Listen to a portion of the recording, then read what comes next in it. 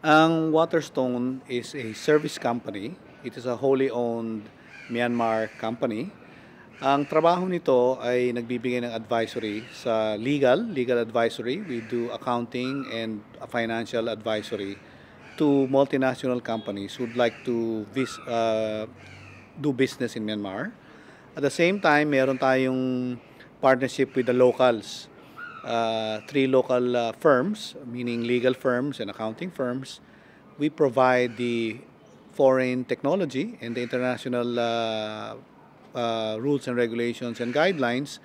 Sila naman, they provide the local flavor. Kailangan maintindihan natin yung mga problema dito sa Myanmar, yung mga ways of doing business. That is what they provide. So yan ang role natin as consultants. We bring in the technical international technology to them. Numero uno, pasensya. Diyan tayo talaga pinakamagaling. Kung titignan natin, itong Myanmar, matagal silang nakasara. So, hindi madali magbukas ng negosyo dito. Pagpasok natin dito, kailangan mapasensya tayo sa kanila dahil they are in a transition. And the most important aspect of to be successful here is to understand why they are like that. Kailangan tignan natin yung pinakapuno ng mga problema. Madaling sumuko, pero pag pasensyado tayo at talagang titignan natin yung mga problema, merong solusyon.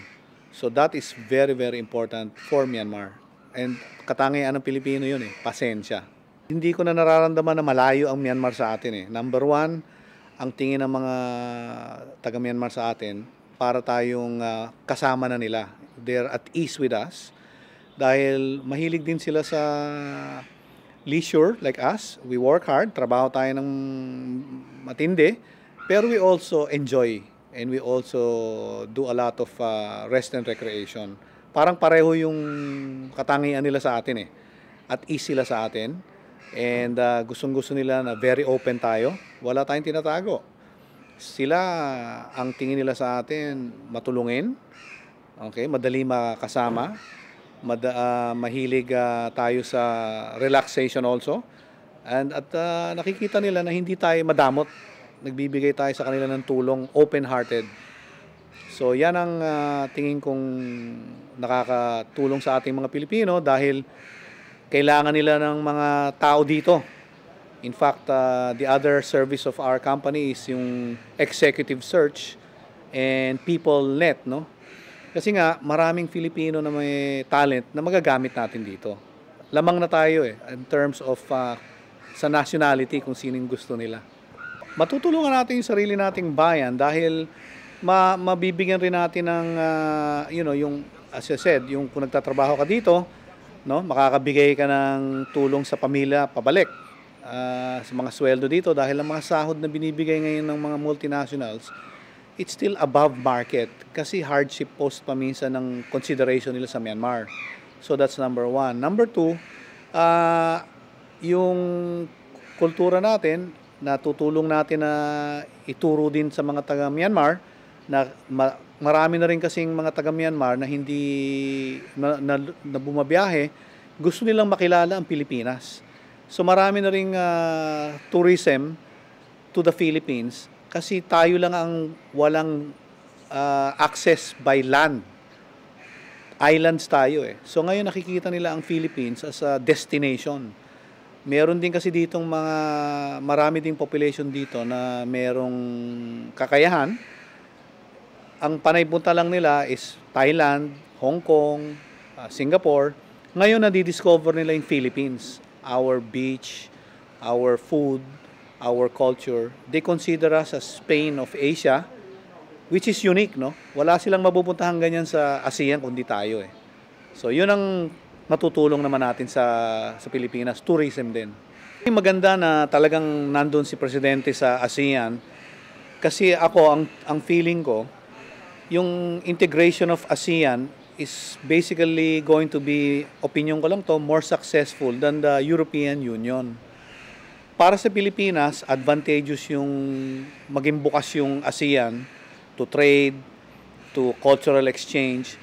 Kasi numero uno, the Filipinos are very open to other nationalities. We're easy to assimilate to the local culture. And then we're open to other cultures and we are at ease with other cultures. So, benepisyo to sa atin pag nagbukas yung ASEAN. And si Presidente, yun ang magandang ma-advocate niya na buksan na natin talaga yung ASEAN to all of the ASEAN members, parang talagang free trade. It will benefit the Filipinos more because we are also a catalyst. Alam mo naman, from the executive level to the lower manpower level, merong Pilipino. So that opening of ASEAN is very, very important to the Philippines. So mahalaga na nandun si Presidente at i-advocate niya na buksan natin yung pintuan to one another. Open trade, wag tayo matakot dahil ang Pilipino talagang survivor tayo And I think, this is again one opinion of mine, even in business, it will be to our advantage. Ang pinaka mahalaga talaga sa nakikita ko sa atin, yung unang-una, hindi tayo natatakot lumabas. Importante yon. Number 2, pag lumabas tayo, alam natin kailangan magpasensya tayo. And number 3, pag lumabas tayo, alam natin na kailangan magtrabaho tayo na maigi. So yung tatlong katangian na yan, siguradong successful ka pag sinunod mo yan Dahil nasa dugo natin na talagang hindi tayo natatakot lumabas. The world is very small now. We're very savvy with internet. We can call each other anytime. Ang mundo maliit na So, it's for us to take as a country, as a citizen of the planet, not only a citizen of the Philippines, It's for us. It's iba yung mindset na natin We're very fortunate na ganun tayo mag-isip.